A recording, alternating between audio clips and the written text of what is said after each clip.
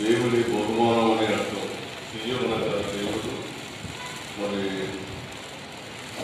దావనగా బహుమానం ఏదో దేవుని యొక్క బహుమానాన్ని ప్రథమ పుత్రుడు మనకు అనుగ్రహించాడు. ఐసెక్ అనగా నవ్వు. అప్పుడు శాలకు చాలా సంవత్సరాలు పిల్లలు లేరు.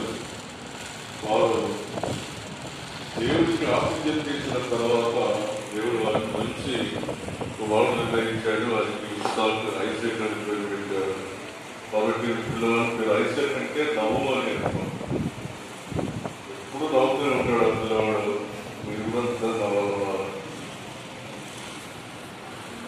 సులోచనం తర్వాత ఏరియా దేవుడు ఐసెక్ దీవులను ఆశీర్వదించి పెరిగి పెద్దవాడే మరి దేవుడి కొరకు సాక్షిగా జీవిస్తారని మనం చూస్తున్నారు. మరి ఏరియా సులోచన కోరింది ఏంటంటే మిషనరీ పేరు పెట్టాలని ఆశించారు. కాబట్టి గారు మంచి గొప్ప మిషనరీ, భారతదేశంలో కాకుండా ప్రపంచమంతా కూడా ఆయన మంచి గొప్ప మిషనరీ సేవ చేశాడు. ఐసెక్ చెప్పారా?